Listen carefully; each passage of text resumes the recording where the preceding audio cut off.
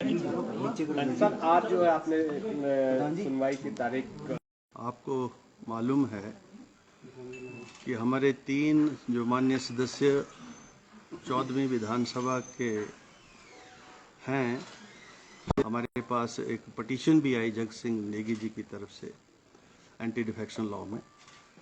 उन सब की इंक्वायरी करने के बाद जो 3 माननीय सदस्यों ने जो अपने रेजिग्नेशंस दिए थे उनको मैंने एक्सेप्ट कर लिया है और वो तीनों अब जो हैं इस माननीय सदन के सदस्य नहीं रहे। They ceases to be a member of the 14th state assembly from today onwards.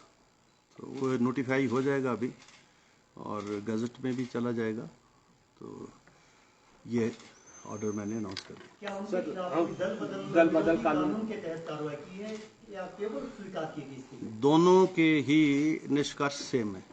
अगर आप रिजाइन कर रहे हैं, खुद दे रहे हैं, मेरे पास भी आ रहे हैं, सेक्रेटरी के पास भी आ रहे हैं, तो उसकी जो वॉलंटियरनेस और जेन्युइननेस है वो तो सर्टन हो जाती है। और उसके बाद जो दूसरी पिटीशन जिसका जिक्र आप कर रहे हैं, जो एंटी डिफेक्शन लॉ में श्री जग सिंह नेगी जी ने दी, उसकी भी ब्रीफ इंक्वायरी हमने की है और उसके पर हियरिंग भी है। अभी उस पिटीशन की अभी हियरिंग भी है, फाइनल हियरिंग भी है जिसको मैं जा रहा हूँ।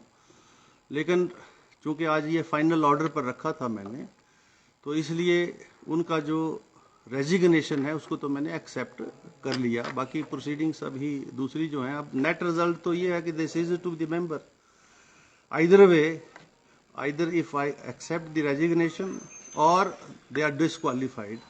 So this is a less harsh order which I am passing. Sir अभी के लिए उनका इस्तीफा स्वीकार हो गया है, यानी वो अब सदन के सदस्य नहीं है। हाँ, सदन के एक्सेप्ट हो गया ऑर्डर जो है अभी आपको मिल जाएगा साइट के ऊपर। जो जगत सिंह नेगी की पिटीशन है उस पर फैसला कब आएगा सर? आपने कहा कि फाइनल हियरिंग है उस पर। उसका जो ऐसा है ना, नेट रिजल्ट तो यही है कि they ceases to be a member of the 14th assembly.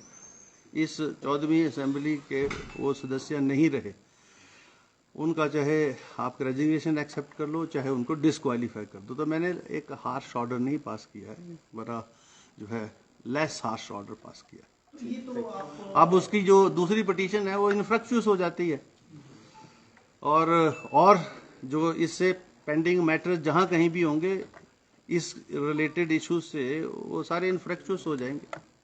Sir इतनी देरी क्यों? फिर ये तो आप पहले भी कर सकते, आपने कहा कि इतनी देरी इसलिए क्योंकि बीच में आपको पता चुनाव भी था और सभी को बुलाया भी गया, सुना भी गया, और बजाय इसके कि जो है वो मामला यहीं रहता, आपको पता हाई कोर्ट में भी गया मामला, और हाई कोर्ट से भी जो आदेश अभी तक हुए हैं, जो चीफ जस्टिस साहब का जो ऑर्डर है कि स्पीकर के डोमेन के अंदर हम दखल नहीं दे सकते। अभी वो 3rd जज को रेफर हुआ है, वहाँ फाइनली आर्गू हुआ है, पर उसका कोई मेरे पर कोई उसका वो नहीं है, कोई स्टे नहीं है कि आप प्रोसीडिंग नहीं कर सकते, अपना फैसला नहीं ले सकते।